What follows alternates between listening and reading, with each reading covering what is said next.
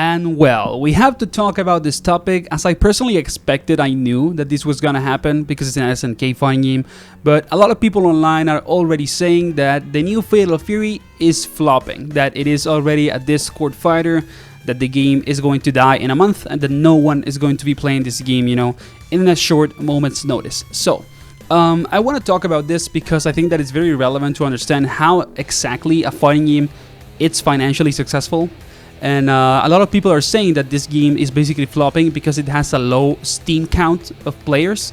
If you look at the Steam charts for this game, it has like 4 or 5k peak and like 1k.5 or 2k of players that are still playing the game. And that is low for PC technically. But the main thing to take into account is that fighting games generally have the majority of the player base on console. Not a lot of people play fighting games on PC, and the only fighting games that have a large player base on computer, on Steam at the moment are Street Fighter 6 and Tekken 8. There is no other game that is actually, big on PC. For example, if you like Granblue on PC is a small game. Like a lot of people are playing Granblue on console, on PS5, on Xbox, and that is normal. That happens a lot with fighting games. And the reason why this is relevant is because this is probably happening also with Fatal Fury. There is a really high chance that maybe like 80 or 60% of the player base of this game is going to be on console, especially because this game came out also on PS4 if I'm not mistaken. And you gotta understand that a lot of people can't buy a new console.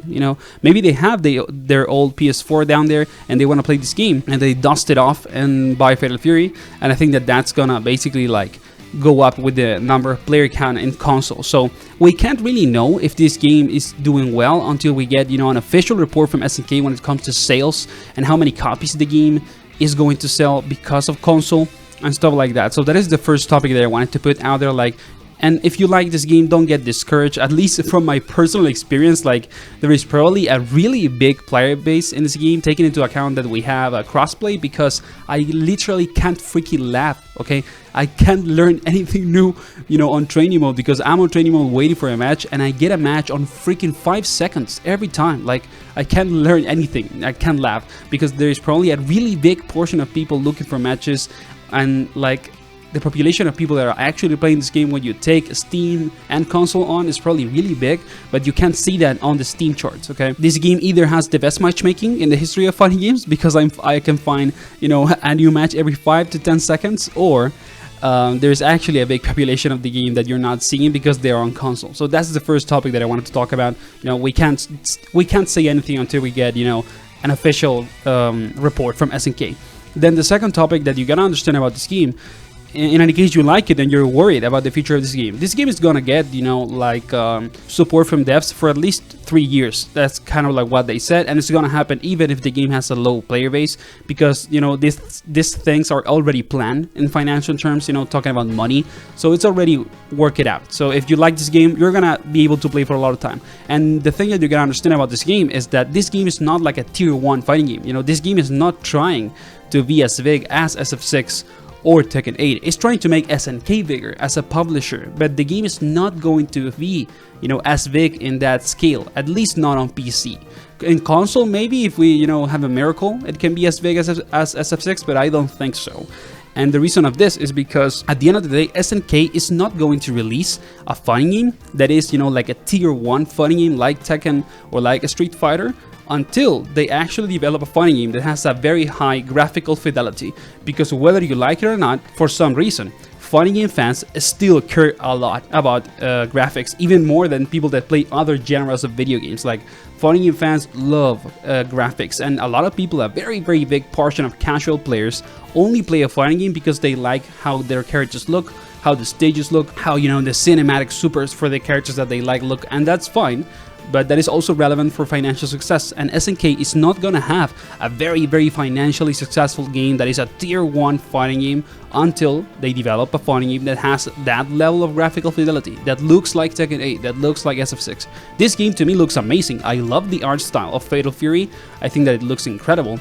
But when you think it, on an industry benchmark term, not only if you like it or not, this is not really something that is up there. You know, it's a tier 2 game. It's like Grand Blue. You know, it has a very like stylistic style, even though that sounds stupid. I'm sorry, but it's not necessarily top tier when it comes to raw power. You know, raw power of graphics. That is the other thing that you gotta take into account. And if this game has a stable player base over the years that is not super big, but you know, at the intermediate level of how big it is, like Grand Blue, it's already a success. You gotta take that into account. And SNK is not going to be, again, a tier 1 developer and have a tier 1 fighting game until they develop a game with really high graphical fidelity. It's not gonna happen. And well, the last topic that I wanted to talk about, in any case you're enjoying this game and having a fun time, I'm doing it. To me, this is my favorite fighting game at the moment, and it's probably gonna be my favorite fighting game for a long time. I'm going to be uploading content for it for a very, very long time, and also for the other fighting games, because I do things for every fighting game that I like, and I like a ton of them.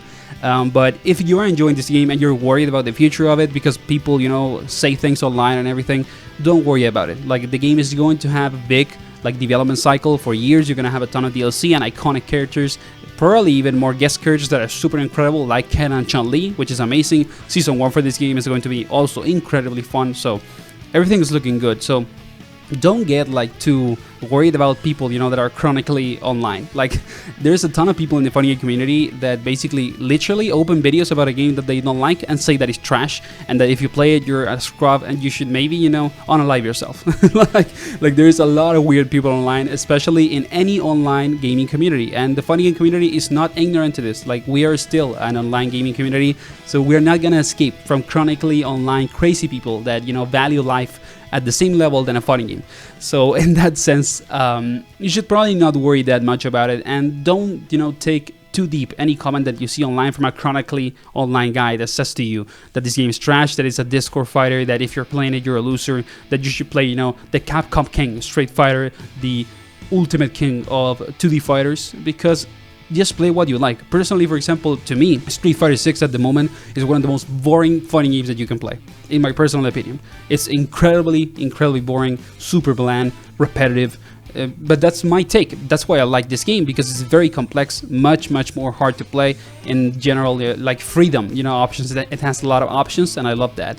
And I think that over time, this game is going to get a statement about why maybe like it is not a good idea to develop games like this anymore.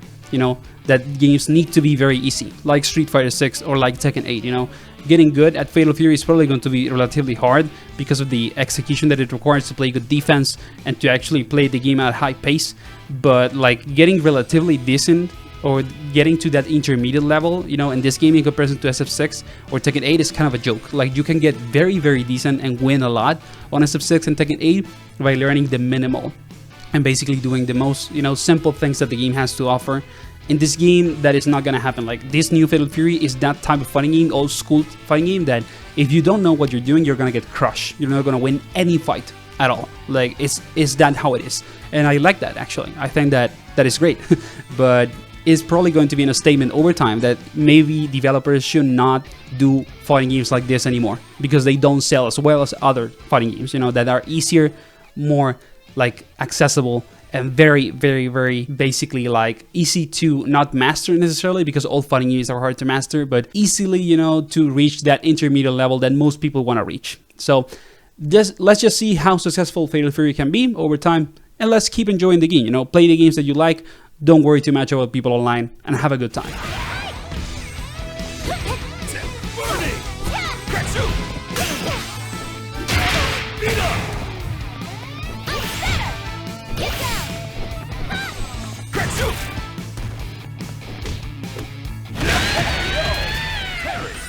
Wait.